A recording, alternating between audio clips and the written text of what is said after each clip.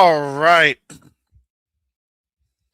Shalom, salama, family. Greetings, everyone. I am here streaming live on both the Covenant Awakenings and Q2UA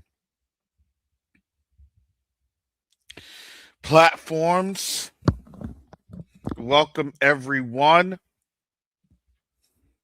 As you know, Q2UA is a 501c3. We are a nonprofit charity organization, and we have earned that medal, that right, that title over the almost 3 years. We'll be at 3 years in April. That's actually less than 8 weeks. And with that, we have had a lot of successes. We've also had a lot of challenges, but definitely a lot of successes. So I'll let folks come on in and get settled as I'm streaming from both locations.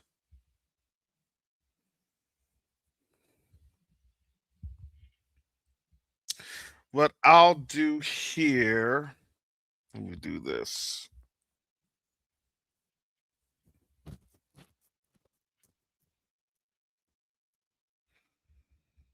Hopefully I could do this. Sometimes in the background it becomes a little wonky with different things.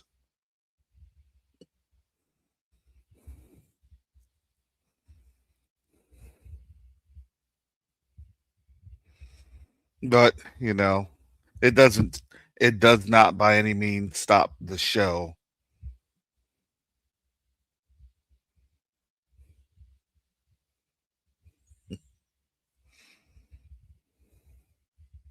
All right.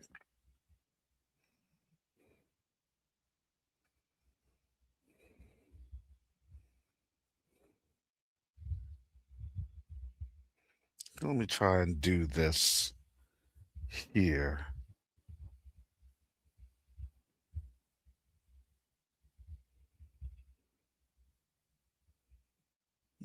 All right, give me a second.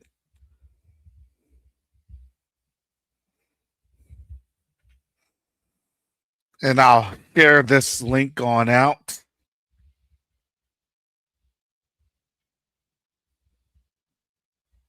For those that would like to come on board in this special.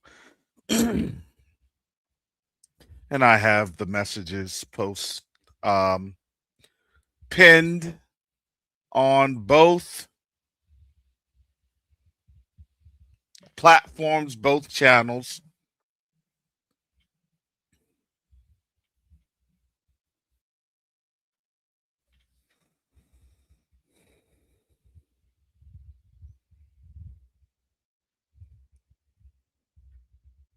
So we can go ahead and get started. There's a couple things I wanted to talk about here on the Q2UA platform. And again, as I had spoken to folks in the past, if you haven't been on the Q2A platform. The Q2A platform is our 501c3 nonprofit charity. It's a nonprofit organization.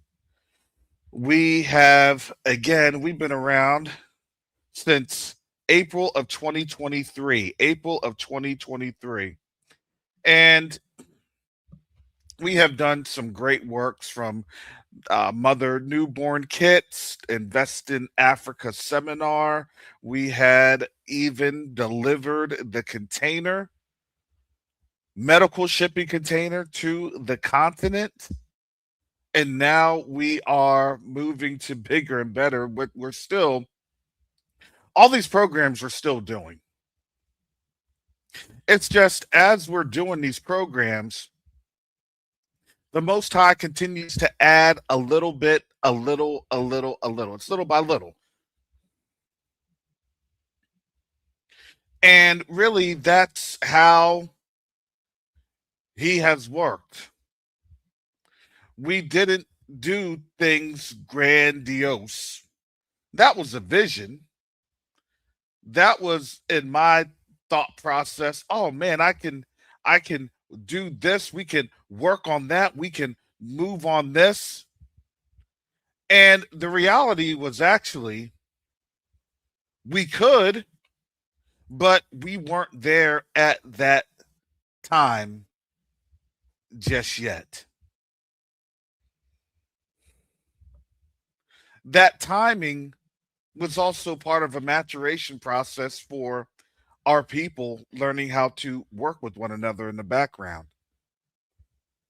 So then we can support these projects that don't just serve the community out on the in the continent, but also it helps to serve our community here within the diaspora, particularly the United States. So everything that we've done, we've had to grow and learn and move these through this particular era. And I would say that shout out again to our team at Q2UA because our team in the background, they do some tremendous and phenomenal work.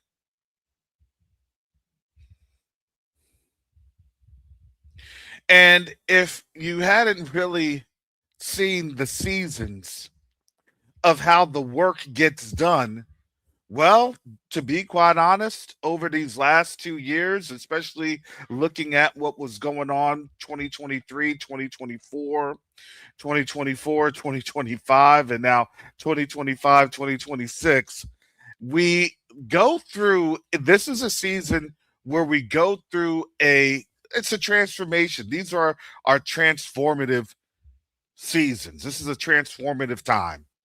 And it always happens around wintertime. In the winter, we take a little bit of a break. We did that last year. We did that this year. And then last year, when we took a little bit of a break, we took about a couple week hiatus. We came back in the spring. That April, we were roaring. That April, we moved a shipping container. The call went out to our people to get involved. And we had an overwhelming outpour. And it took a few months because shipping a container, we hadn't done that before. We had to understand what it truly meant to move things throughout the world, what that truly meant to not just move things throughout the world, but to then sit down with our brothers and sisters at the embassy to coordinate different things. So even before even before the container was on the water, there had been a plan of how to get the container to move from Ghana to Burkina Faso. Normally speaking, even with the partner that we worked with, the partner would say and had said plenty of times that he can only drop off the container at the port. And so when we had the container dropped off at the port, it was literally no man's land.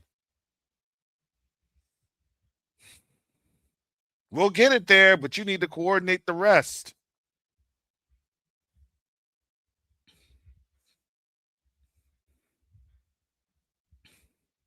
And so, as that container was getting ready to land in the port of Tima in Ghana, and you can see this adventure, how that had shaped up on the Q2UA.org website.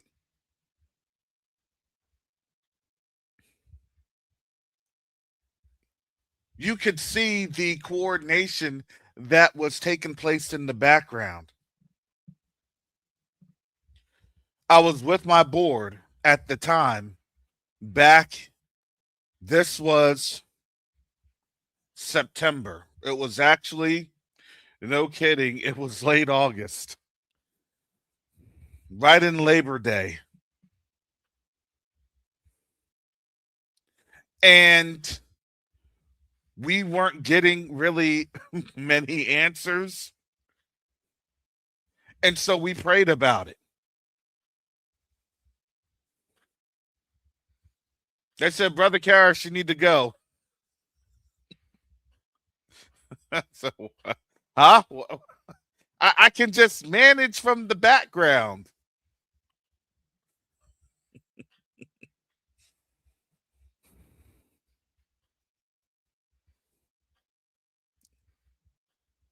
I wasn't very happy about up and going. I do have a daytime job.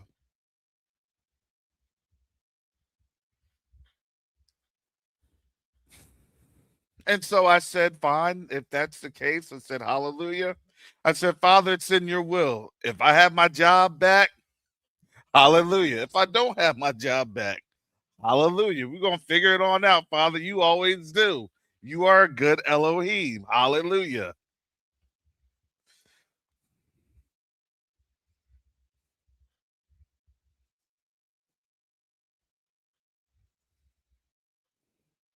So, with that, usually Ghana wants at least 2 weeks so they can process your visa. I had left in a very big rush. And I don't like to leave in rushes. I like to at least have about 2 to 3 weeks to plan, to have visas come through, to properly coordinate. And then what ended up happening was I'm thinking, okay, 2 weeks. It ended up being almost 3 weeks on the ground.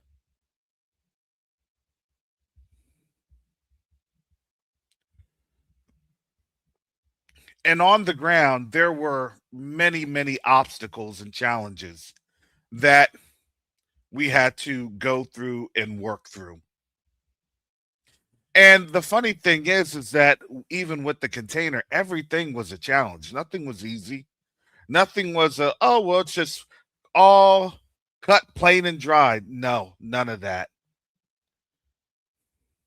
There were challenges with clearance paperwork. There were challenges with paperwork to make sure that the container can get off the port, make sure that the container could actually even cross into Burkina Faso.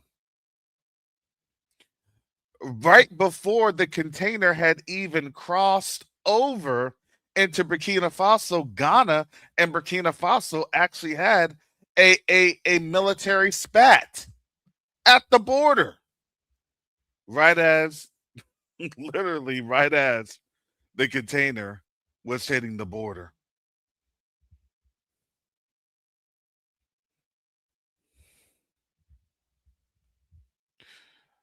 The Most High was good because they had it resolved in a couple of days. It was about 48 hours. And these were costs that we had to incur because you have a driver. Those drivers, they got to get paid. On top of that, we had a very big challenge with the container. It was actually a major oversight because in the haste of all this,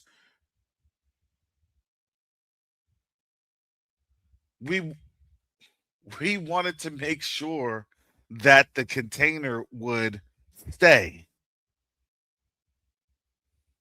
Unfortunately, with our vendor,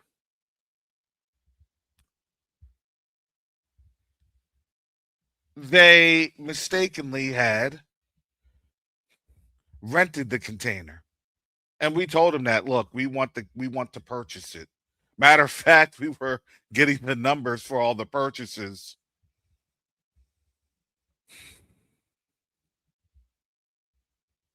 We caught that half as soon as the container had basically left. And we asked, is there any way that we can just purchase the container?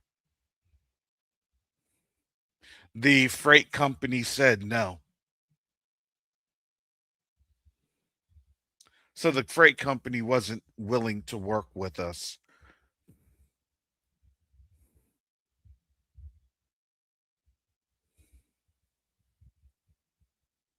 A lot of things. And that still kind of puzzles my mind. But, those are some of the things that we had to look at in our lessons learned.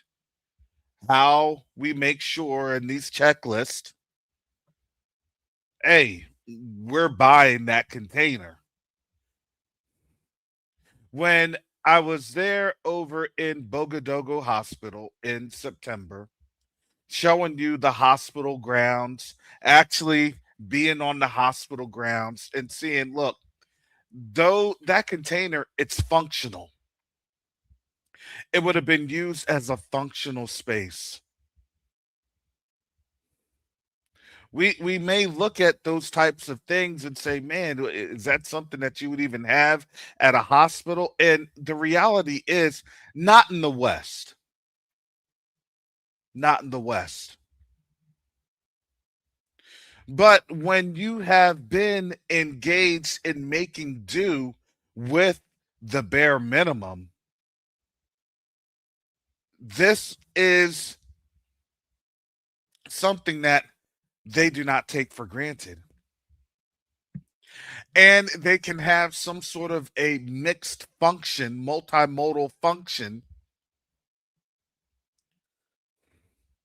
for utilizing the space to either treat folks. They could even, when what I had witnessed, they put a little makeshift AC unit in there to cool it down. So there's some sort of a waiting room. As Garth and I were there, you didn't have a waiting room over in Bogadogo University Hospital.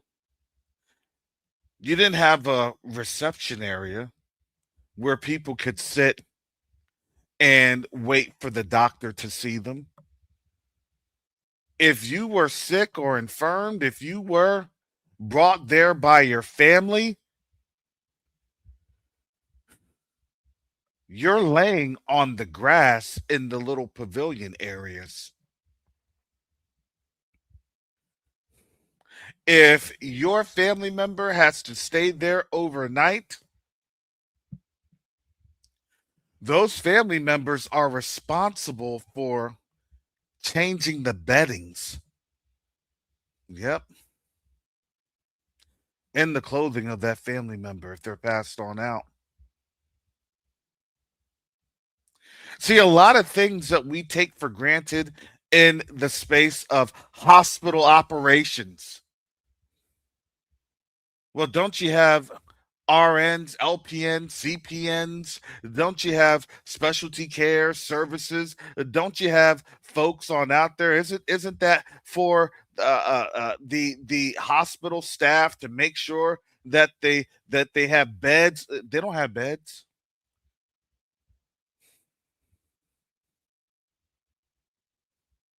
With what Garth and I had witnessed,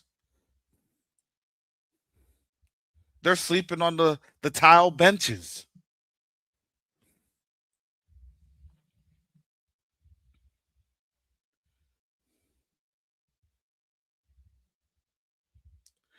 We literally take for granted what we have, and you have to understand these are the particular issues that these nations are dealing with. It's not to say that they don't want us, they don't want us there. It's not saying that.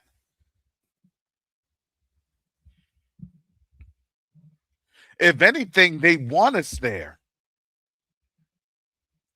But they also know that being there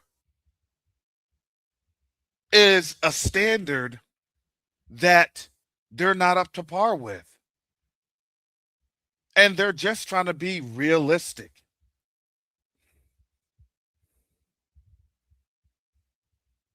When I went over to Burkina Faso, the last time I went to Burkina Faso was with ADDI. Shout out to Her Excellency Dr. Ericana Shion. And they put together a fantastic presentation to at least get us to and fro, to at least have lodging and accommodations.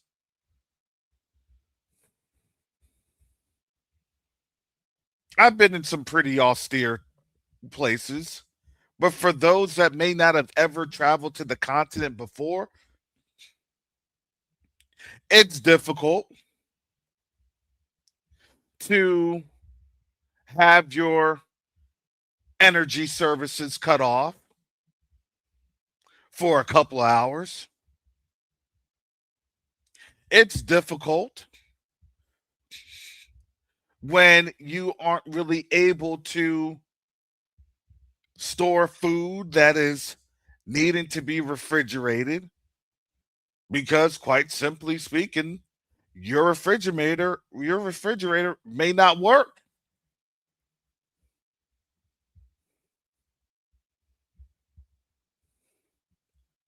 You may not have a cold beverage or a drink when it's in the 90s and you're sitting on a 6 or 7 story floor, well, 7 stories where I was at, and you're sweating and you're just being comfortable with sweating, but at least you got water.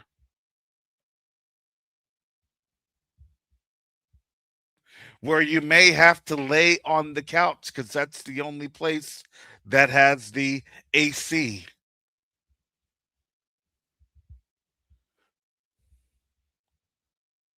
Who would be able to do that? Who would be able to have the medical necessities to do that? People say, oh, we could do this and that. Yeah, okay. I saw that before. One of my first military trainings that I was on at was in a place called 29 Palms. We were on out there for, it was only 3 weeks.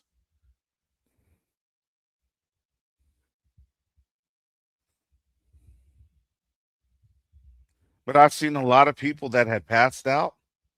I saw a lot of people that had nosebleeds. I saw a lot of people that had just issues with the heat. And it wasn't just white folks. Sorry, it was black folks too.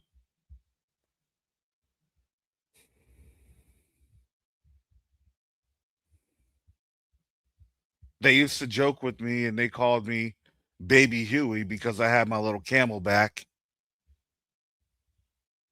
and I consistently had the little nozzle from the camelback in my mouth where I was just consistently drinking water, sweating and drinking, sweating and drinking. But I saw a lot of people getting woozy. I saw a lot of people going down for a base that was literally condemned by the Army back in the 50s and 60s that the Marine Corps had taken over. And every day was a Black Flag Day for those that may or may not know about extreme heat and weather conditions.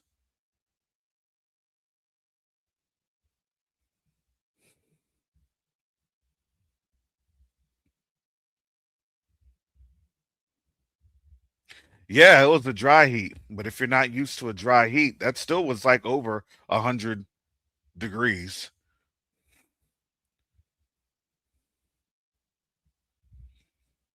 I'm not from Southern California.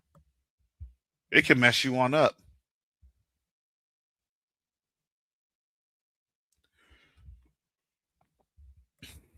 Same in Burkina Faso.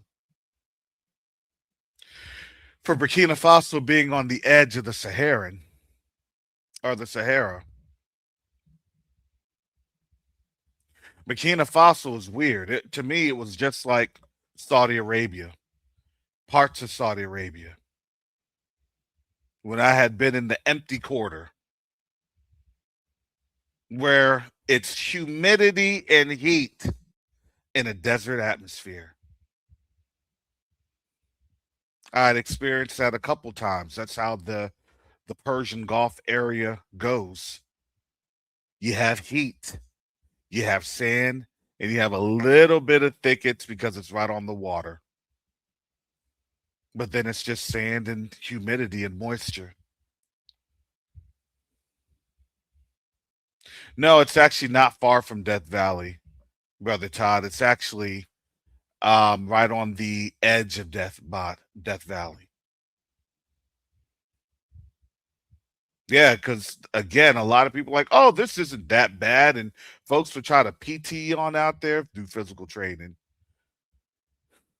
I could run 5 miles. They would run and they literally would pass out. I wasn't really sweating at all. And then you see the salt stains.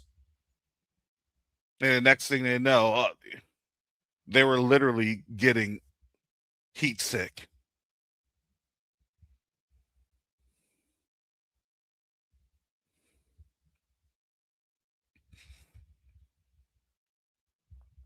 I had the same thing happen. I had to go on out there to the desert, to the empty quarter on an assignment. And the people that we were with,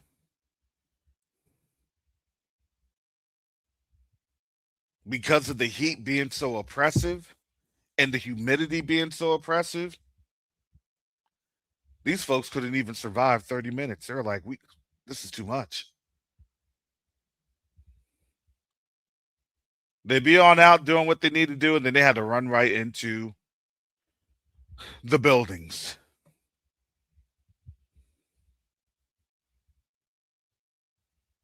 And that was a long day. That was about a 20-hour day. The very next day we had to get up. I was one of the first people on up. I'm used to stuff like that. I'm here in Florida. I'm used to the heat. I could be in the heat all day.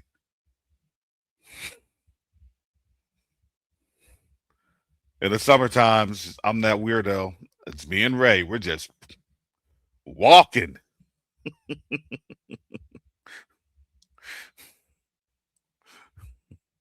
And them folks would stop. Does your dog need water? My dog is good. He's used to this. He's good.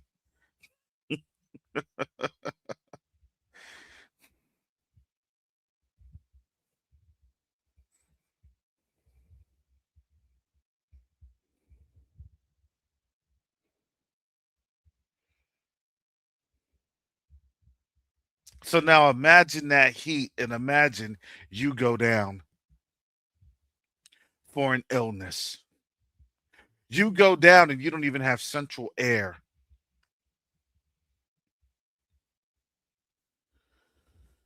You're waving or you're getting waved, fanned by your family members to make sure that they can keep your body temperature down while you're in a waiting room that doesn't have any AC. The only air that you have is a faint breeze from the open windows. There's no self-contained air. There's no HVAC systems.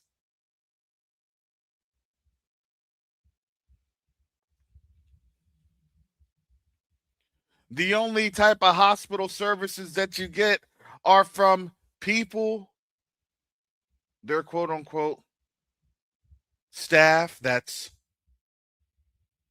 constantly sweeping the floor so they can get the sand out.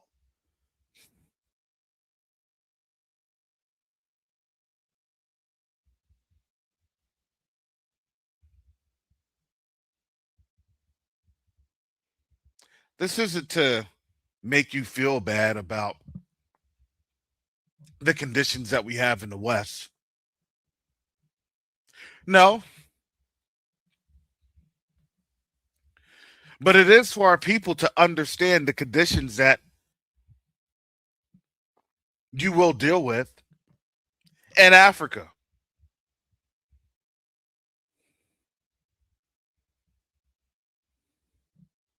because our people romanticize things, and then when they actually get into the environment, oh whoa, I thought I was expecting something a little different.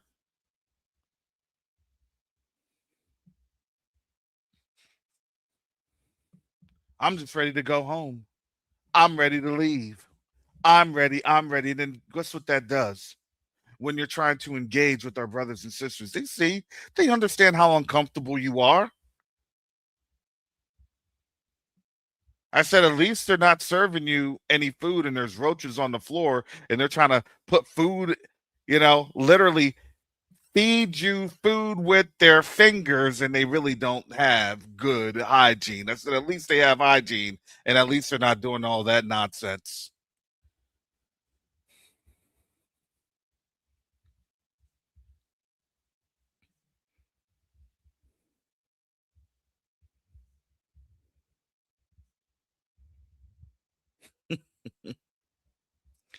I think our people definitely lack the understanding of the lack of resources that the continent has to rent mobile HVAC units and cargo containers.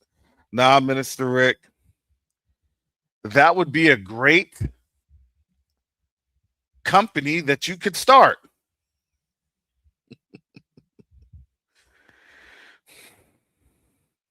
We have solutions, we have the understanding of what that would take,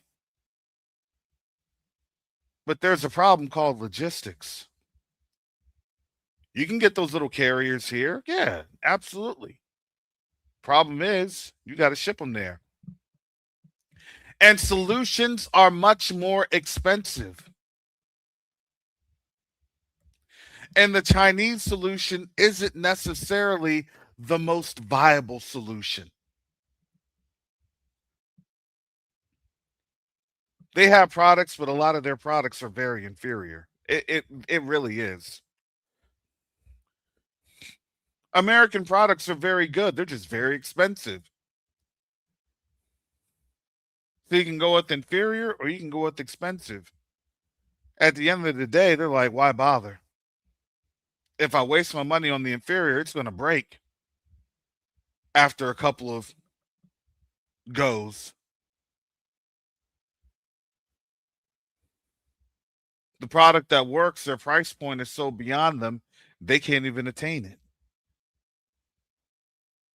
This is the reality of the continent. They understand their problems now. Burkina Faso, they understand their problems. And they understand it so well that they realize that they have to manage their resources. And in the process of managing their resources, now they're doing something extraordinary. They're now manufacturing. They're now investing in their engineers. But they also know, and this was awesome to see this and being involved with the Ministry of Health over in Burkina Faso. They know their strategy. It's a great strategy. It's thorough. It's planned out. And I'm like, I understand it. I can regurgitate that strategy because it makes a lot of sense. It makes a lot of sense of how you have to deal with your medical first folks. You have to make sure you have healthy bodies. For them, then it's security. We don't do anything with security. I don't feel like being a mercenary. That complicates things a whole lot more.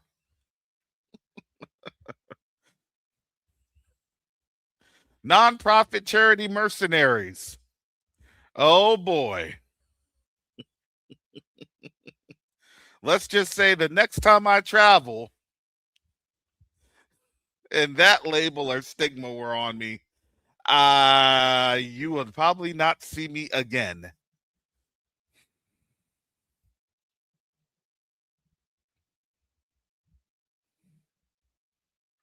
But then education, and then from education, innovation, engineering.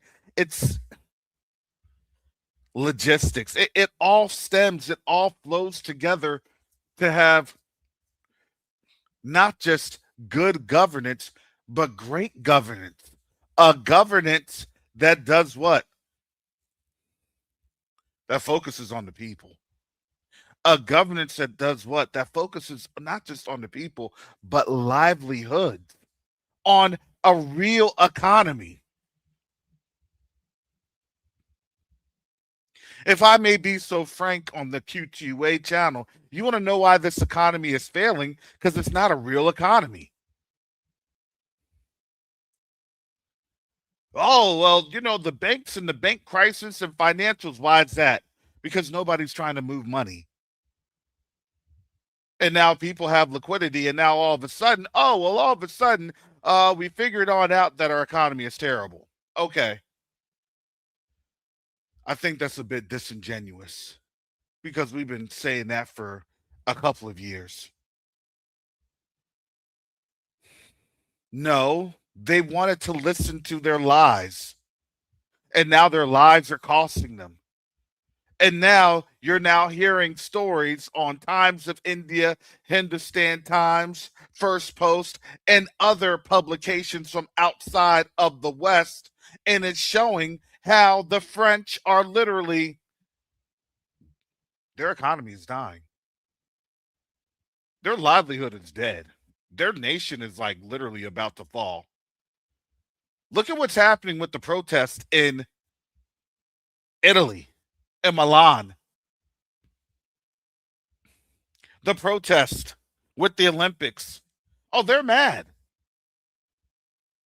How are you going to spend all this money for the Olympics, but yet you got money for the Olympics, you got money for Ukraine, but you don't have money for anything else? Remember, Europe doesn't have the resources. And every single day, as these African nations are saying, wait a second, what about my people? Wait a second, what about my people that are in a bad way? What's your solution? And now the solutions that they used to have of, well, don't worry about them. That's not going to fly anymore.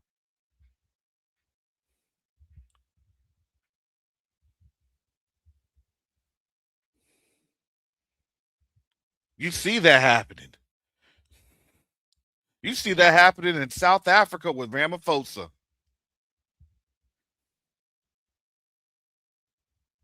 You need to be giving. You need to be doing this. You need to be doing that. You need to be right. All the dictates that the West has always imposed, it doesn't have that power anymore. Have you noticed that the powerful are now becoming powerless? The messaging that they once had is no longer viable or effective.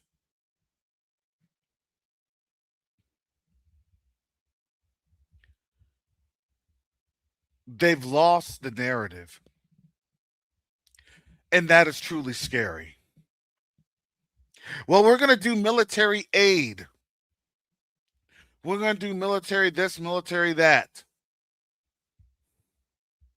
We're going to bring in troops to do what? This is their, if you didn't know, this is their literal last hurrah of destabilization on the continent. I don't know if people really understand that. This is their last breath of destabilization. And for those countries that allow the West to come in to do the destabilization efforts, give them grace. Give them grace. Because there's a reason for this. Sometimes you have to let everything play out.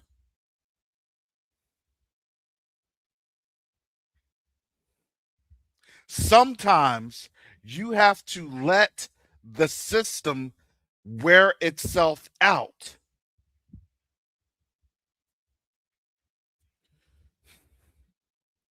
Okay. Do what you think you can do. Okay.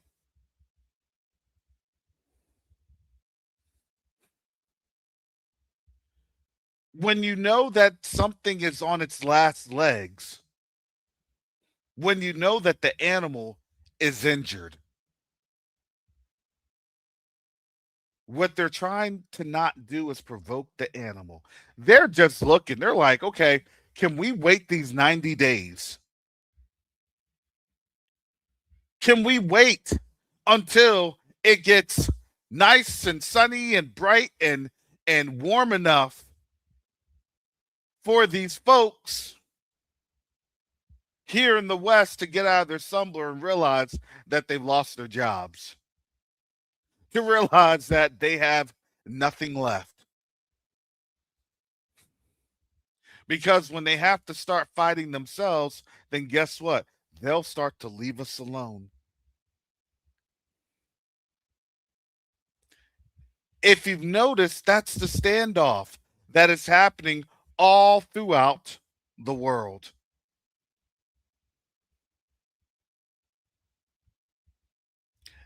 If you've noticed, the narrative's always changing on Iran. Oh, they're going to go to war. Well, they're going to back down. Oh, they're going to war. Oh, they're going to back. Because why? Because they're in confusion. They're in confusion because why? It's the same confusion that they have with us. Are you going to go on out there and are you going to change what's happening in America? Or aren't you going to go on out there?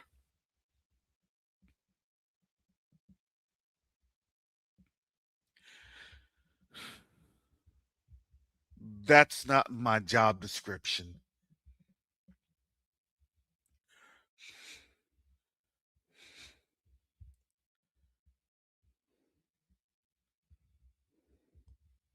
Truthfully speaking, we're technically still not even American citizens fully.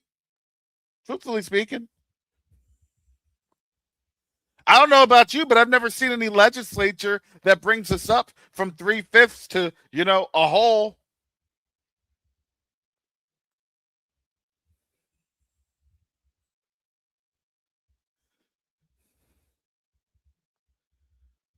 So we're well within our rights to sit the rest of our 40% selves down.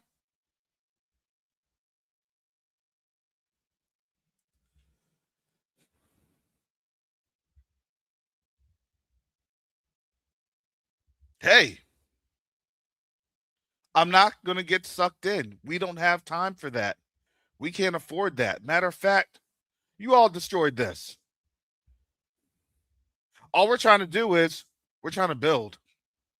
We're trying to do these projects on out here on the continent, and that's starting with the hospital project initiative. We're trying to show our brothers and sisters that we care, not that we're scared and we need to. That doesn't do anything. The reality is that if you're scary and that you don't have a plan in terms of how having a strategic understanding of how to support,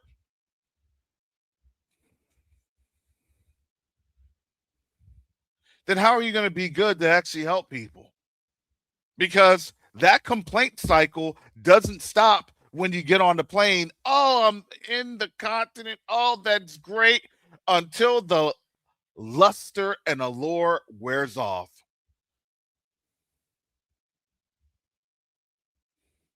And then you come to reality that your water is probably poisoned. You come to the reality that you ain't got the energy and it's cycled every 12 hours or 18 hours if you're lucky enough.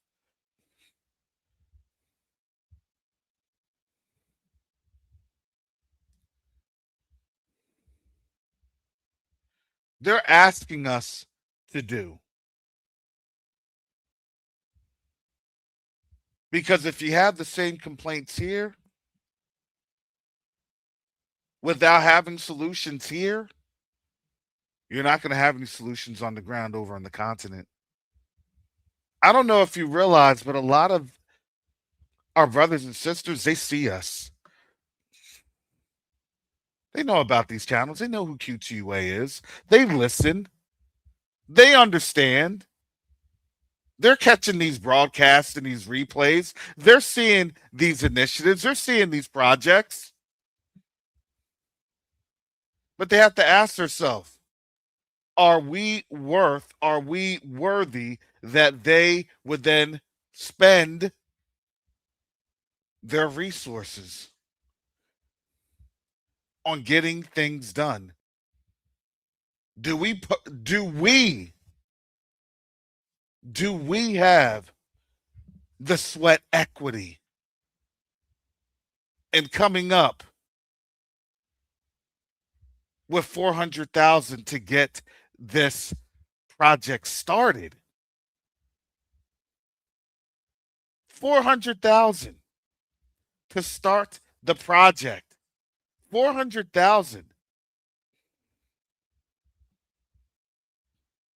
That's it. Can our community rally to talk to other people within our community?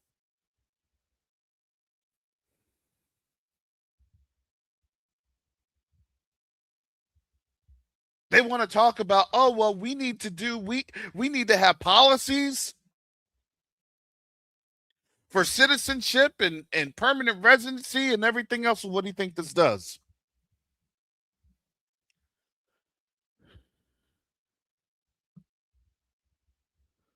The other folks are on over there. Them folks, the other folks are on over there.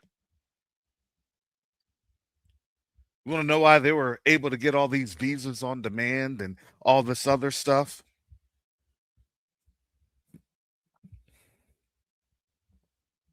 It was quite simple. They could go back and they could say, well, look at what we built here. Look at what we've done here. Look at what we've established here. Look at what we've created here. Look at the income that we generated. Yeah, and they do that. They do that. I guarantee you that Paul's and Ghanaian citizenship, it wasn't affecting them. I guarantee you it was not.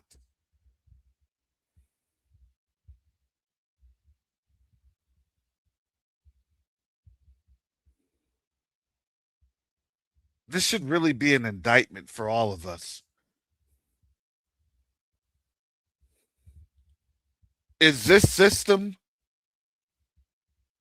going to maintain and sustain?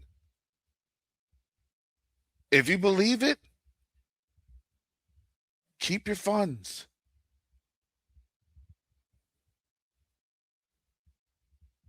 Don't even come on over here. I'd rather you go to somewhere else that believes in this system. Enjoy yourself. Have a great time being asleep.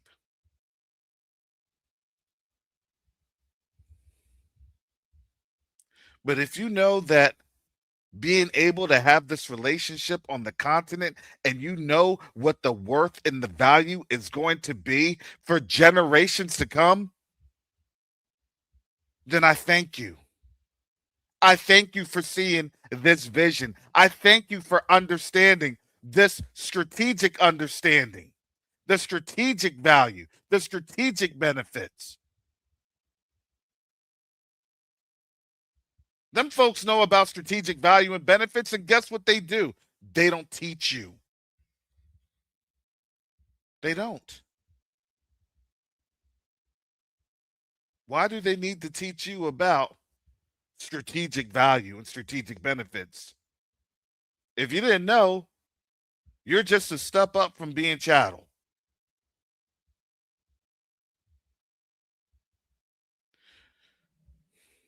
And I know a lot of you all don't believe me, but guess what?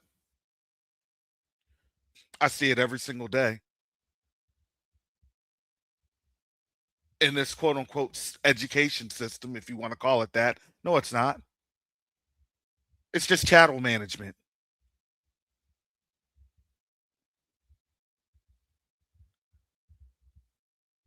You know enough that you can read, do a little bit of equations, and that you're in a workforce. They're not trying to have you do anything other than that. And now that they're taking that away, then what are your options?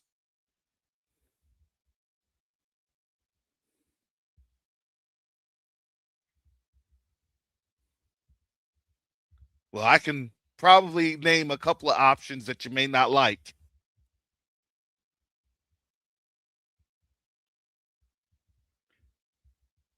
That our ancestors had gone through that deals with something called the delectable Negro. I'm just being honest. Those are facts. That's historical facts. Until AI erases it or changes it in an oh so subtle manner that our people don't realize, and then they get miseducated. They get the indoctrination. Oh no, we weren't slaves. We were just workers. Do you see that?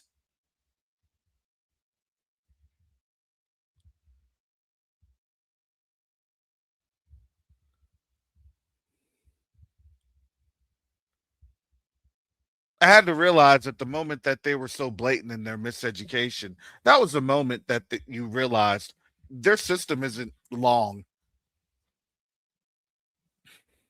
for this side of the grave.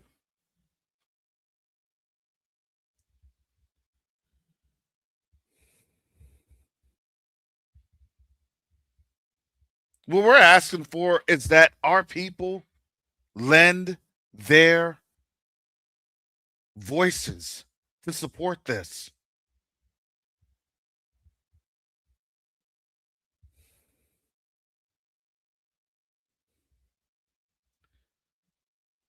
That's the way that the continent goes. That's the way that Africa goes. It's also the same way as how our people respond. If they see it happening, then guess what? Everybody starts to jump on board. Oh, wow. Yeah. Well, I was in here. Yeah. Uh-huh. Yeah. Yeah. And I get it. There was only a small group of people that supported the container, less than 200 people. But that less than 200 people got things done. It accomplished the mission.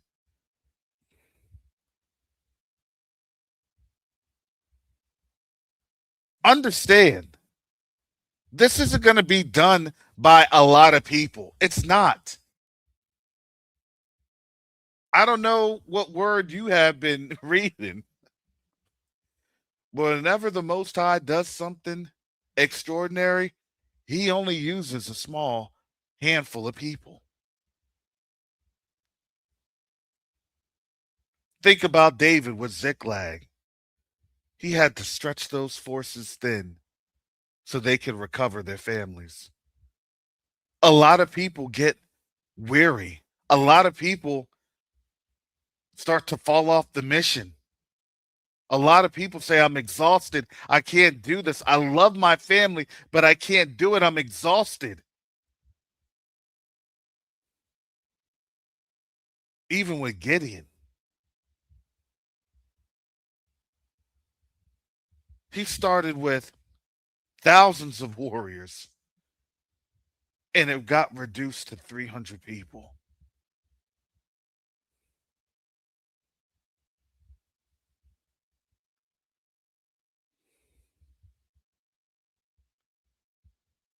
The mighty isn't just mighty physically, this is a spiritual might.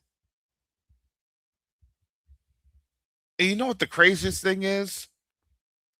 Do you know that we were up in these churches and we were providing all of our spiritual might?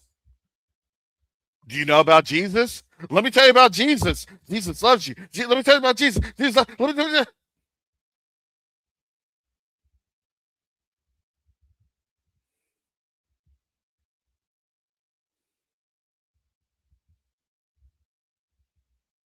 Can you help support us on a hospital project?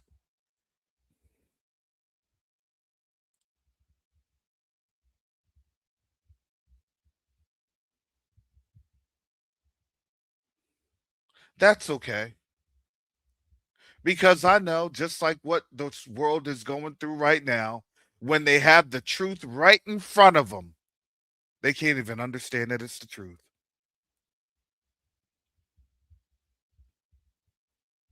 You saw that all this week. You even had major figures in the government testifying and being asked questions regarding these despicable and horrendous acts. And then it was a deflection, deflection, deflection. Because why? Because that is what they've done to us for over 400 years. They perfected it with us. Now they're going to perfect it with them.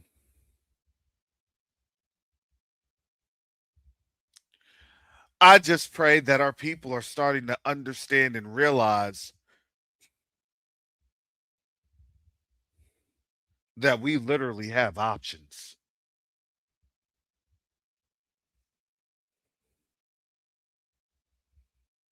And you want to know what? That's what scares them the most. This algorithm is not going to want to have the hospital project initiative. It dies. Understand what they're doing to TikTok, to Discord, and all these other places. You want to know what they're doing? It's just a subversive way to target our channels. That's it. Well, you're not going to grow. You're not going to grow. You're on this platform. You're not going to grow. What do we do? What do we say? Well, you didn't do anything. You didn't say anything bad. You're just not going to get picked up by the algorithm. Gee, surprise, surprise. Same thing that they've been doing to us for over 400 years. And you think that towards the end of this captivity, it's going to be even different? It's going to be different? No.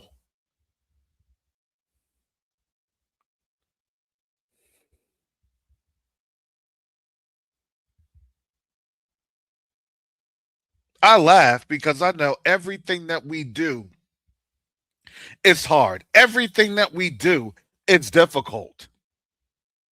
But isn't that what it's supposed to be? Our hands aren't slack.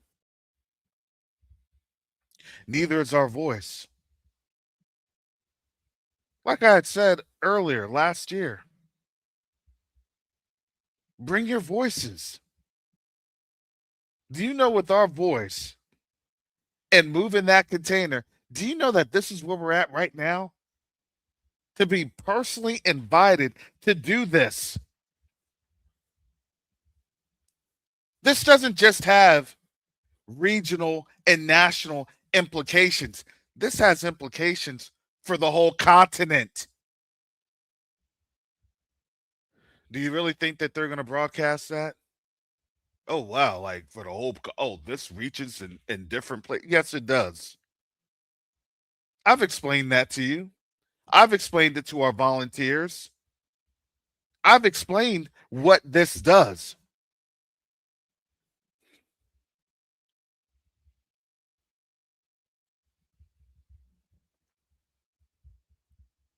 And they absolutely hate it.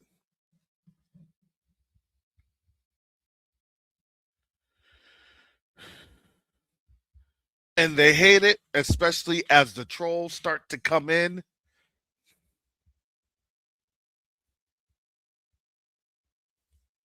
Understand, a couple of weeks ago, those trolls were heated because there was something going on that they could see, that they could feel, but they couldn't control. Our brothers and sisters paying attention to each other by a social media influencer that had visited the continent. And they know that when that happens, they have to shut that algorithm down. We're riding the stream of that algorithm. Go ahead and share this. Go ahead and post this. Do an at iShowSpeed. Do an at KSI. Do an at whatever major social media influencer. They'll be swarming on in,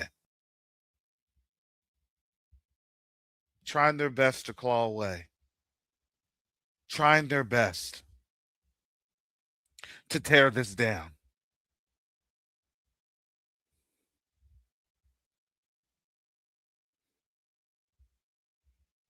Do you want to know how many times they were trying to tear down the shipping container, all the things that we were going through in the background?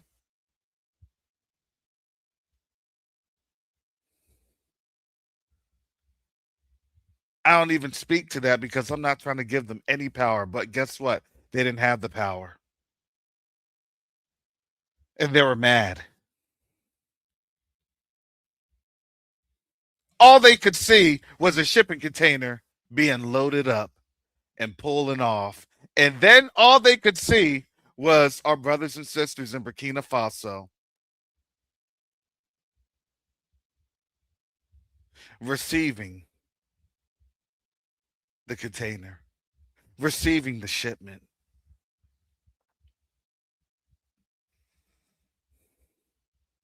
We have projects for days. We do. We have opportunities for days.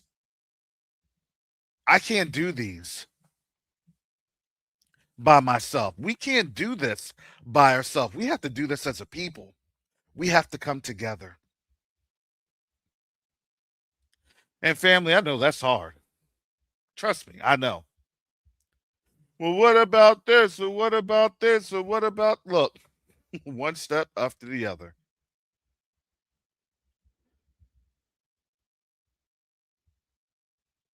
And we're going to make it and we're going to succeed. And then when all expectations have been exceeded, then guess what? It's the walk stage. We're here walking. We're just walking. There's going to be a stage where the Most High is going to have us sprinting.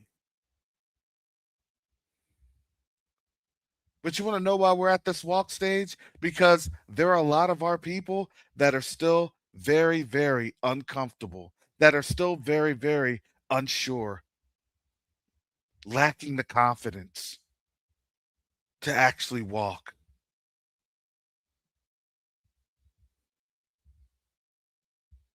Our people are at the toddler stage. You can say enough, you can do enough, but you're really not quite there. And that's okay. Because that is where the Most High is able to cover our deficiencies. All of us. If you're not confident in speaking, hey, thank you, Father. I'm not confident in speaking, But Father, as I speak, let your voice make an impact on the people that I'm talking to about this, about that. You just can't be a hearer of the word. You're also commanded to be a doer. You want to know the greatest hypocrisy? Take a look at them files. That's the greatest hypocrisy.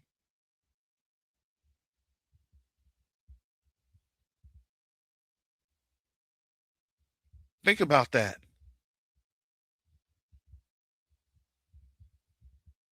I'm telling you, the Most High hates hypocrites. He hates them. Do you see the hypocrisy of this nation?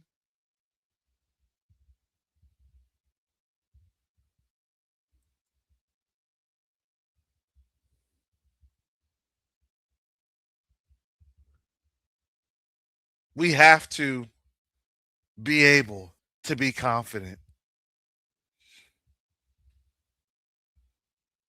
I do believe that the Most High has given us everything that we're asking for right now. Because you want to know why? Because they've been exposed. All we have to do is literally just open our mouths. That's it. Oh, yep, yep. I got you. Yeah, yeah. Uh huh.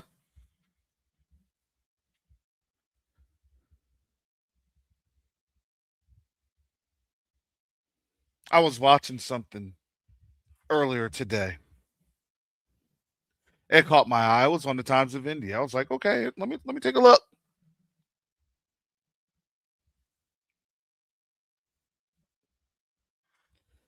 In Iran,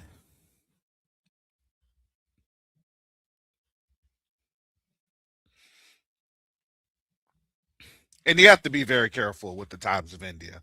They're very, very deceptive. They are. They're on this like playing the both sides of the fence. And I'll go and I won't elaborate anymore. But what they were showing, they showed the obelisk, and then they showed in front of the obelisk the man bull, which represents Baal and Moloch, the gods of Canaan.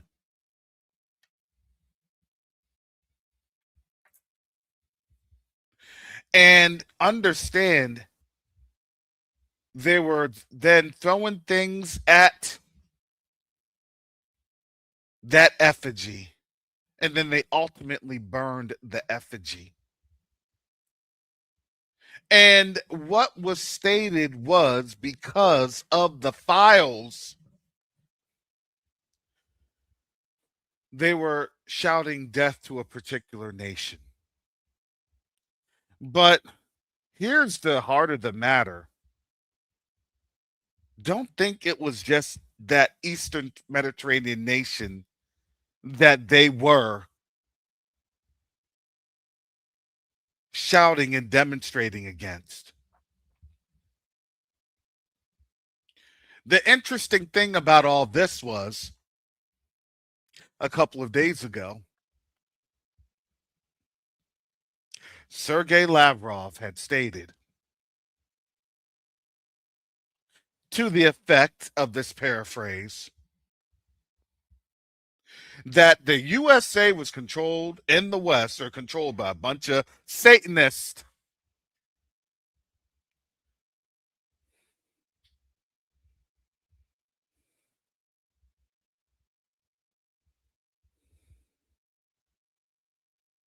And then this YouTuber, I forgot what her name is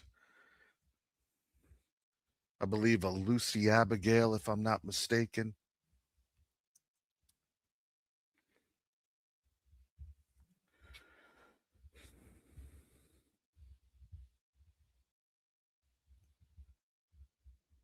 or Abigail Lucy Marie. She had a video.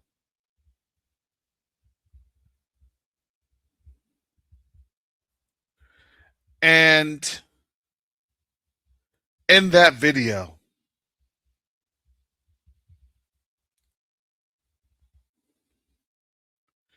she was literally talking about how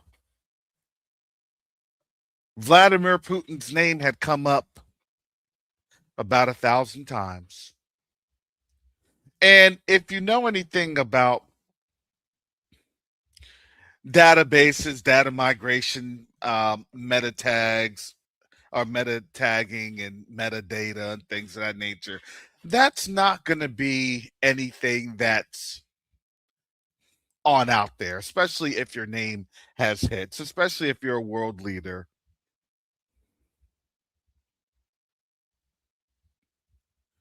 But this was a Sky News report, and the Sky News report obviously very being very disingenuous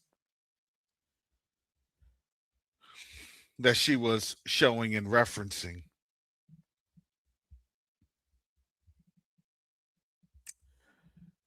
Because the reality was these people were mad that they could not have or they could not engage Russia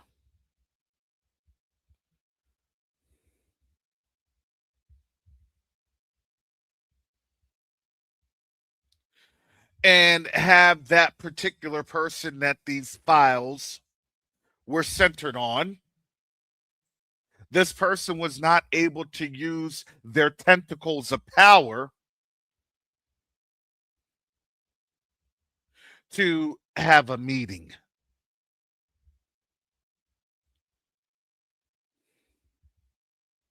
And you know, the funny thing is, I was looking at that and I was just in my spirit, it came on up. Resist the devil and he shall flee. And Abigail Marie had basically talked about, well, you know, in 2021, when Putin was showing the iconography, knowing that black people are the Israelites, knowing who we are,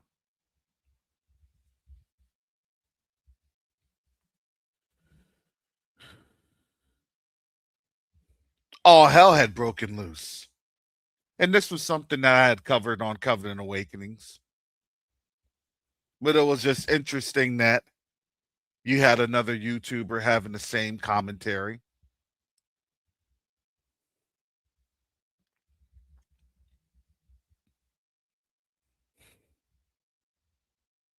And I thought that that was interesting.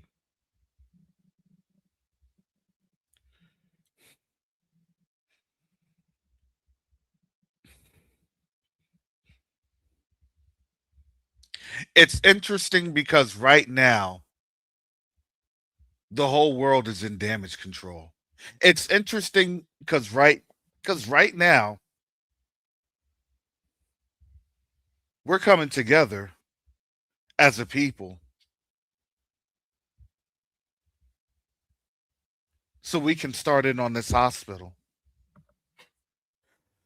Shalom, salama, brother Fast Nickel. How are we doing? Shalom, shalama. It's very interesting. What you're saying. I don't know. I happened to see this last night. So if you remember, back 2 years ago when they had the Summer Olympics, there was all the outrage about the satanic stuff that was going on during the Olympics, and now with this one, I think it was during the opening ceremony. They had a whole pentagram. So I mean, everything where you go is satanic. Yeah, you know, it's you're seeing the system telling on itself. You're seeing everything telling on itself. And as I stated, look, on this channel, this platform, again, we are 501c3. We just have to operate within the confines. Sorry, that's it. And we have to operate with wisdom within these confines. That's what we do. That's how we maneuver. But I pray that our people are starting to see in this system does not have your back. This system does not have the best for you. Mm-mm. This system is crumbling because this system is showing itself. It is showing itself. Now, as this system's crumbling, then guess what? We're coming back together. We're learning how to work with one another. We're learning actually how to simply trust one another. So, with that, I'm going to have a world premiere. World premiere. Da-da-da-da-da. Woohoo! All right, here we go.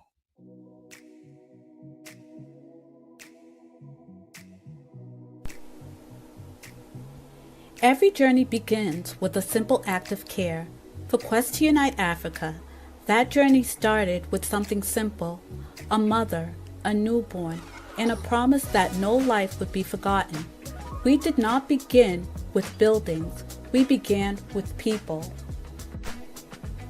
We packed mother newborn kits with our own hands because real change starts where the need is greatest. Those kids traveled farther than we imagined, and they opened our eyes to a deeper truth. Aid saves lives, but infrastructure saves generations. So we grew.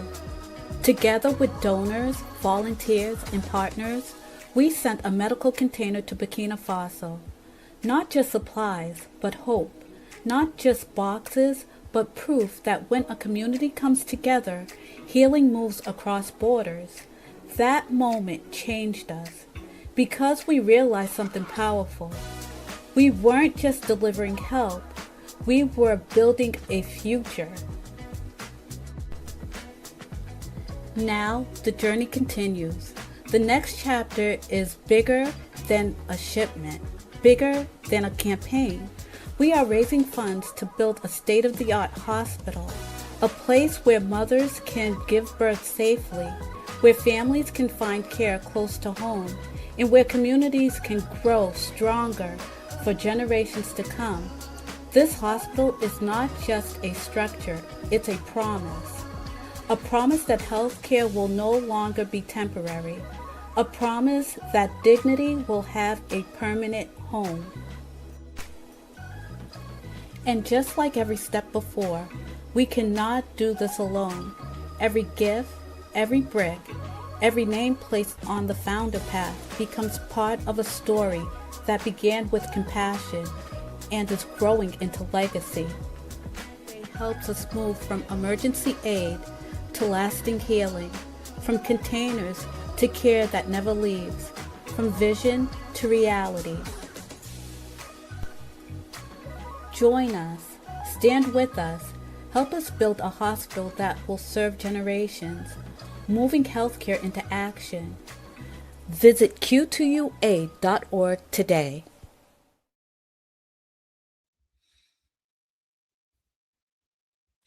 Kudos.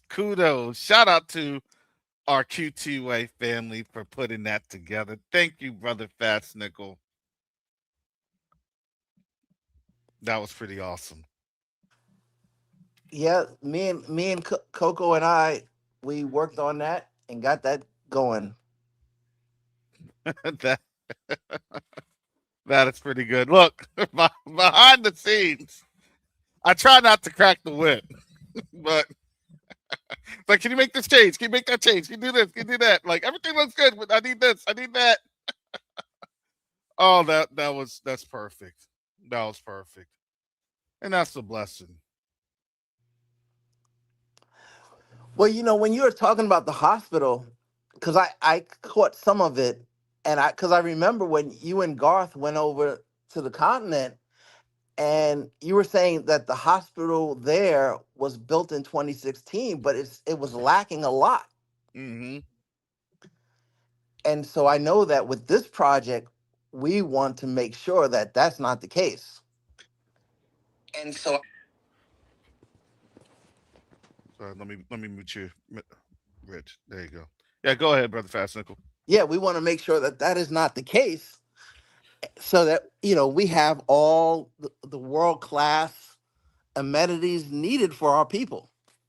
Absolutely, absolutely. And the thing is, look, they built the infrastructure, but they built the infrastructure in a way to sabotage the infrastructure. Do you see what I'm saying? It's like, hey, I built you something, but if they know that that thing's going to crumble in 15, 20 years, what did you really build? Right. And what we have been working, who we've been working with behind the scenes, they're building for generations to come. For generations to come. This is a legacy. As was explained in the video, every time you donate, for those that are donating $100 or more, you have a chance to have your name in something historical with a foundation brick.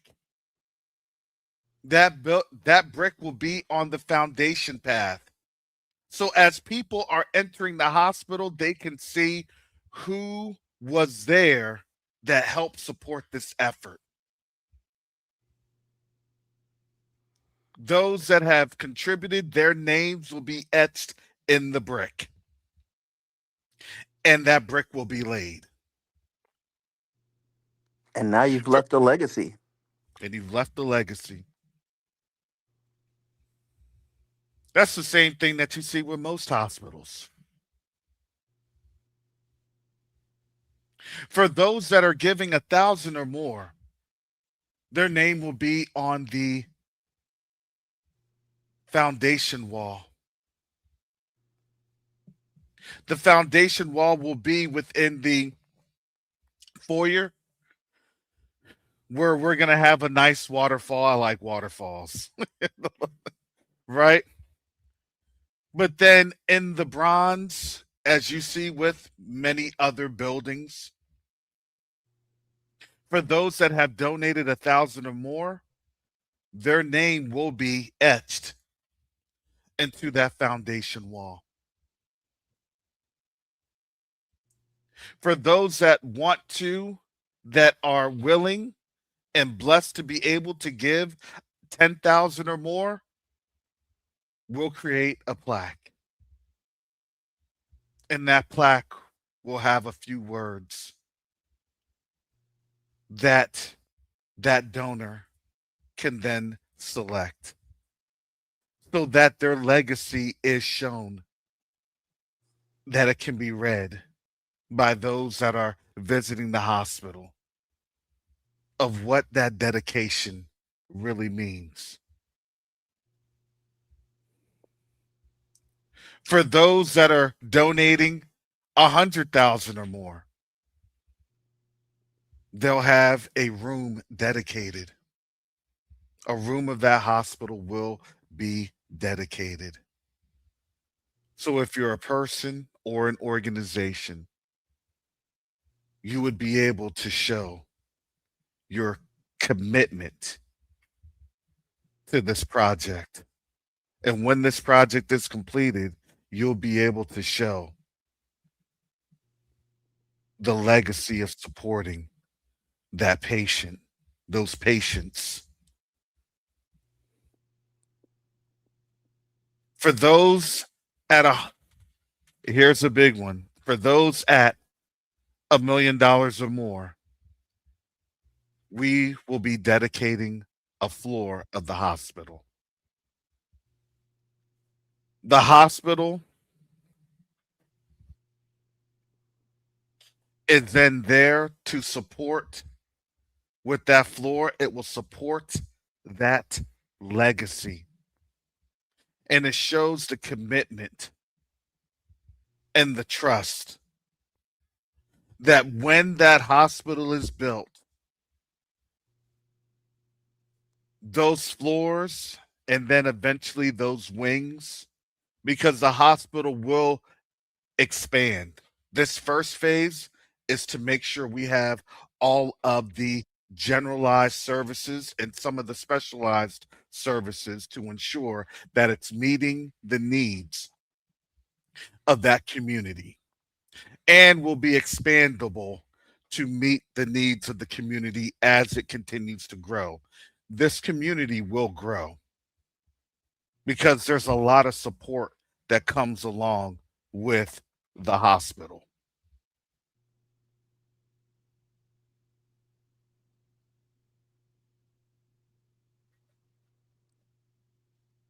You can find all of these here at Q2UA.org.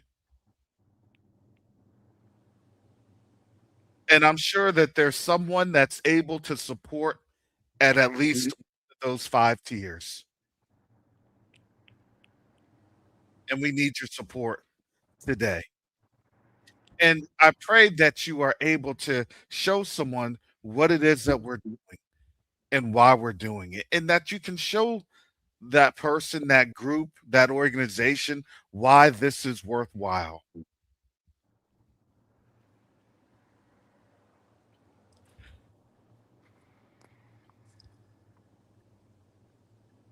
So I do have Especially this. since most of Go our ahead.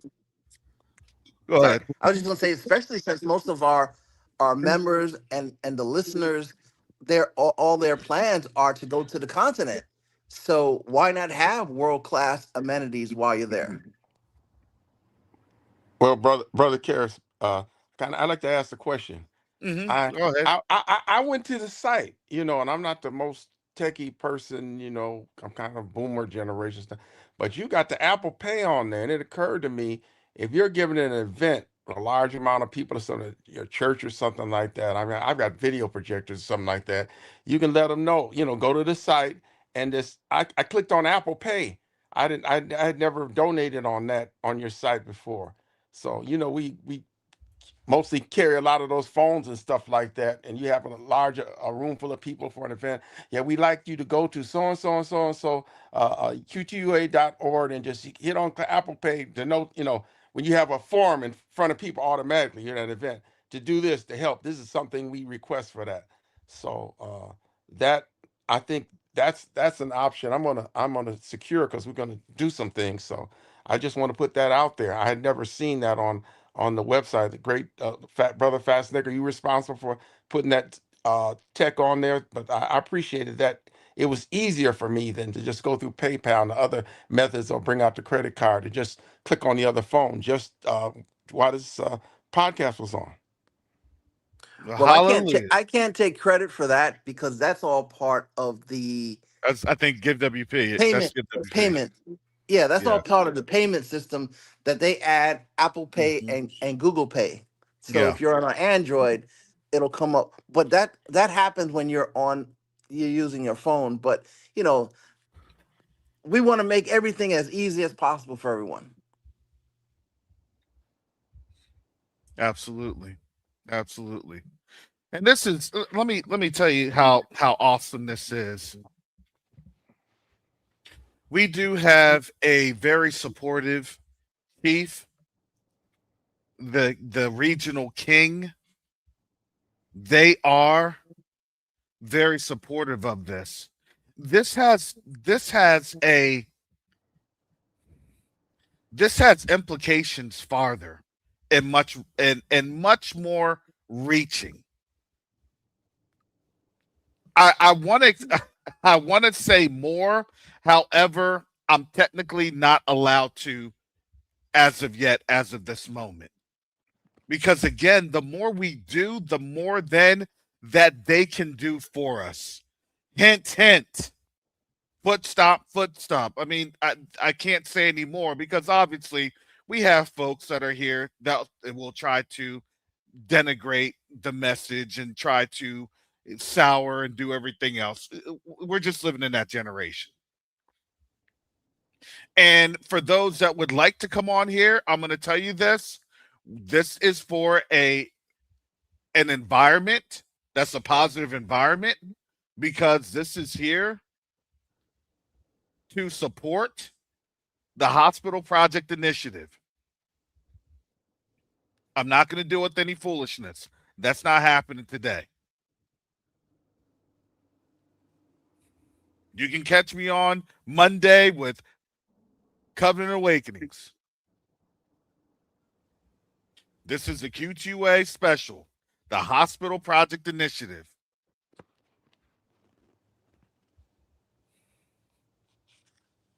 Anything else and any other agendas, you're not having that platform today, not on these channels. Sorry. Brother Karras, Ecclesiastes 10:19. Uh, a feast is made for laughter, and wine maketh merry, but money answereth all things. You know, we Mm-hmm. could, you know, we spend money on entertainment and all these other things like that, but money answers all things. I think there's another section where the word says, uh, uh, it talks about the love of money. It also says, make money your friend. Don't make it your savior. So we have to get on board. My juices are flowing now. We just have to get on board and get on this thing like the container. And we did it before. We can do this. We can do this. I mean, I'm very much excited. And how we get on board, look, it's going to take, and I look at it like this. There's 86 people. We fluctuate between 94 and 90 something. And, I'm going to tell you, if this was more provocative, if we had keywords up in there with like, at such and such, to have that provocation, well, then guess what? There would be more people on in here because why? Because everybody has itching ears. Everybody. Now, the craziest thing about the continent, I'm going to tell you this. They have more wealth than what you and I could even imagine.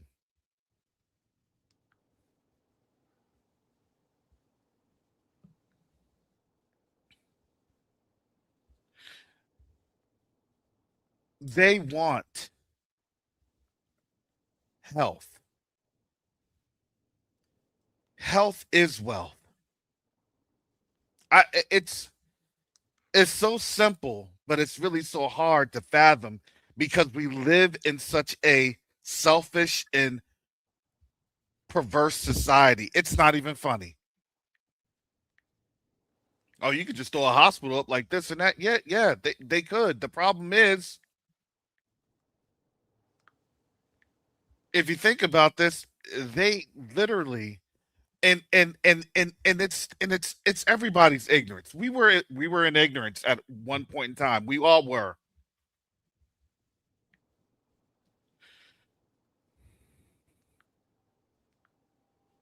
They know that their contracts, quote unquote, is making them poor.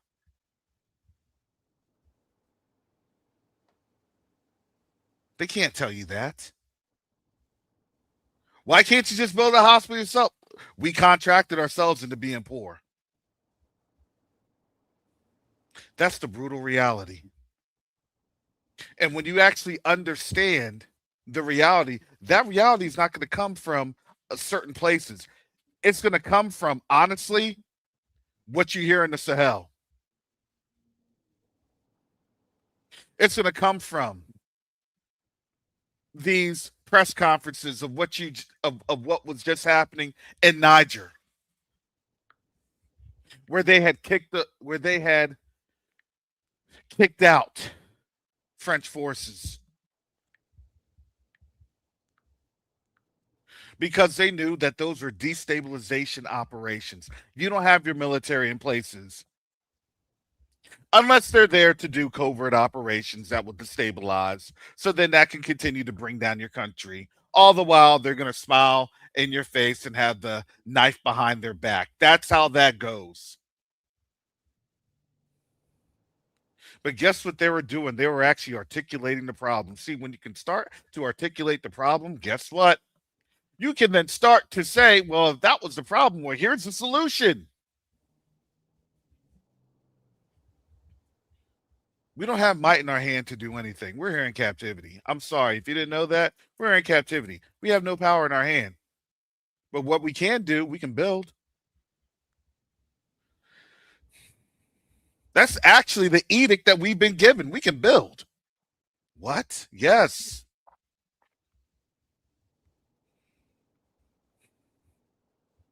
The question is, we need to have people to build with us.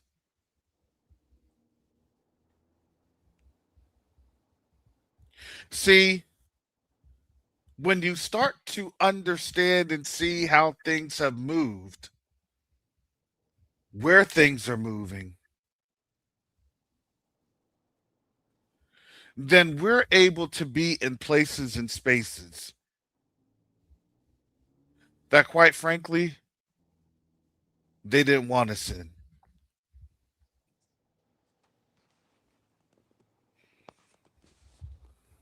Brother Karis, Yeah, uh, go ahead. you know I'm a scripture person. I'm looking at Luke 16:9 in the New Living Translation. Here's the lesson: use your worldly resources to benefit others and make friends. Then, when your possessions are gone, they will welcome you to an eternal home. It just makes so much sense. It's beneficial. It's a good thing, but it's also prudent in our situation. Hallelujah. Now, this is going to be a lot different than the container. The container was more so a little bit more open ended because of our partnership, our strategic partnership with the vendor.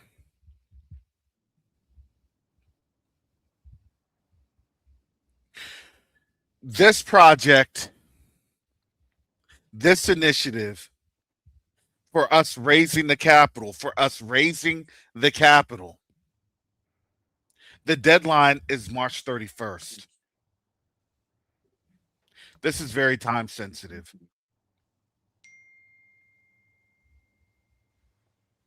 We don't have time to sit on this because March 31st is going to be here and gone. I pray that when it's gone, that we're already moving on to doing other things towards this hospital project initiative. That we've not just met our goal, but we've exceeded it. That we start in on our processes of getting the ball rolling with the planning committees that we've been working with in the background to ensuring that those vendors and contractors are ready to move and are ready to move quickly and efficiently.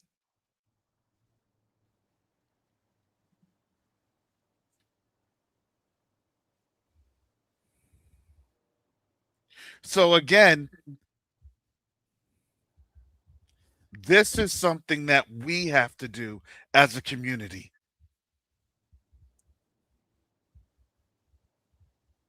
I will email that to you, Pastor Rick Fletcher. Sure, no problem. I am forwarding that email to you as we speak.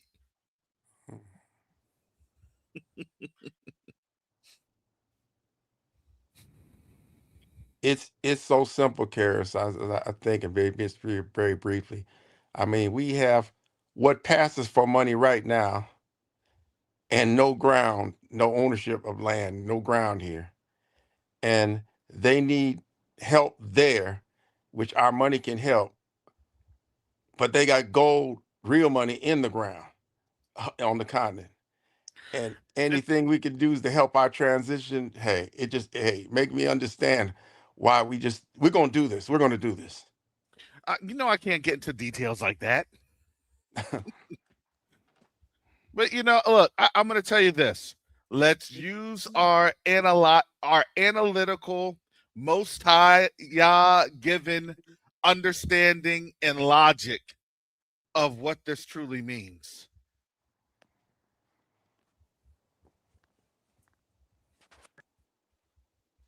And yes, there is a Facebook page. I know our people have been updating this on Facebook. We're still getting things together with TikTok. We have our Q2UA Facebook page. Let me see if I can share this. Can I share this page?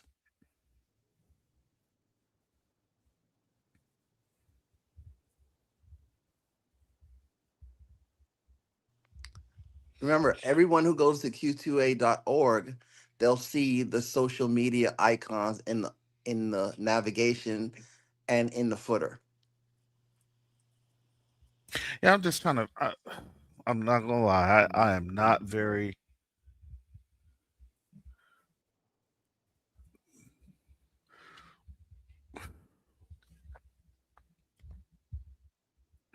Mm. It is on Facebook. You can find it at Q2UA. I think let me show you this. Give me just a second. Let me share this screen so you can see we have revamped our social media. Here is what the page will look like on Facebook.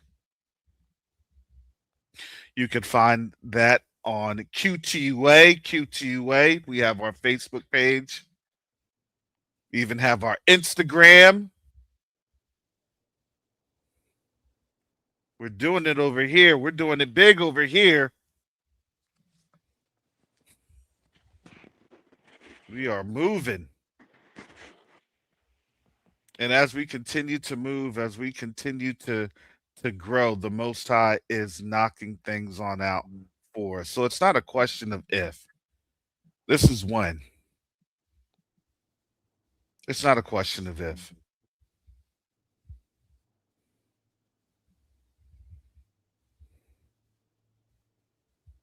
And truly, I thank the Most High that we are able to do everything that He has placed on our heart.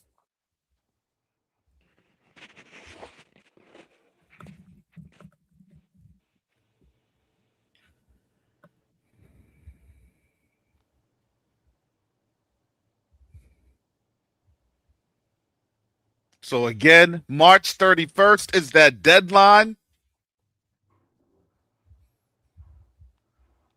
This is it's up to us. Can we do it? You know we can. You know we can. You know how mighty we are. You know how mighty He is. All we got to do is just talk, and guess what? You already know the Most High will take care of the rest. That's it. All praises to the Most High. Hallelujah. Hallelujah.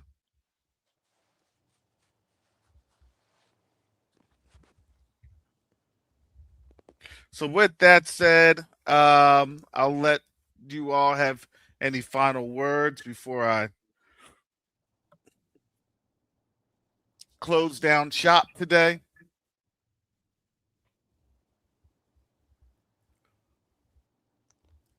Well, this is the next exciting track, a chapter in our journey.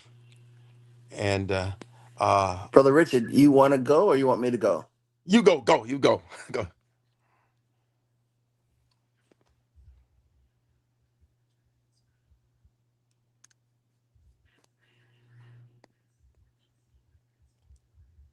Uh, Brother Hey, Fascinator, I don't know. Did that came through right? Did you hear me?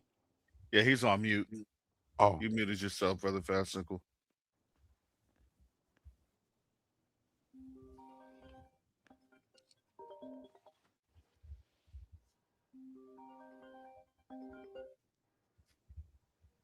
Brother Fastnickle, you're still on mute.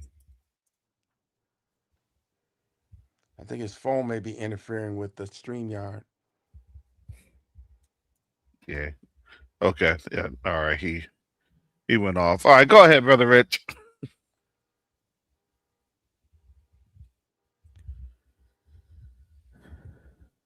Brother Rich, go ahead. Uh, Final words, comments. It happens to me sometimes. Not sure. Oh, now I'm frozen. Am I frozen?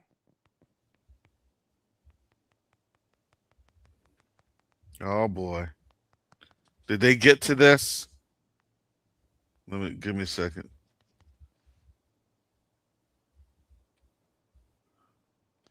Give us a one if you can still hear us Just one.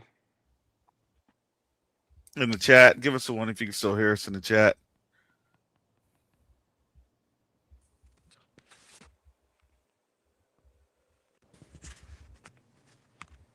Okay. They can still hear us. Go ahead. Go ahead, brother Rich.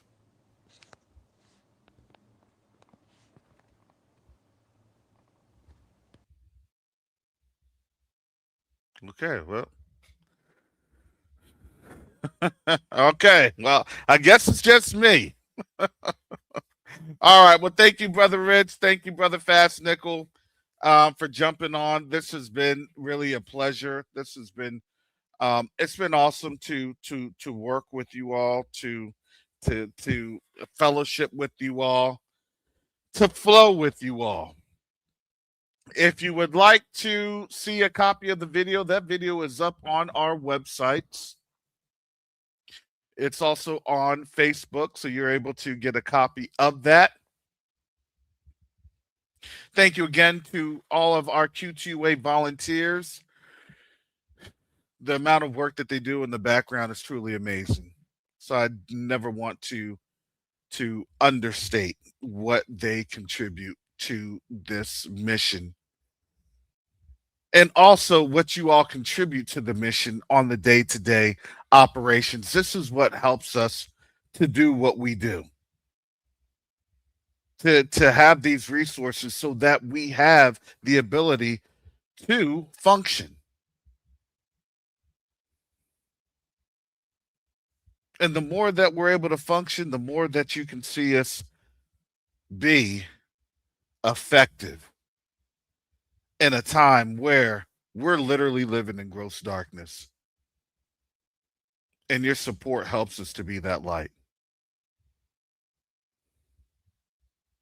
So, with that said, family, I will be back for all of my Covenant Awakening folks. I'll be back on Monday. We will obviously have a longer stream. We'll open up, and if there's any concerns or things of that nature, you can visit on Monday for the Covenant Awakenings. I usually tend to allow the ignorance on that platform. Not over here at Q2A. Sorry. You all see and understand what's at stake here. So with that said, family, you all be blessed. And with that, take care.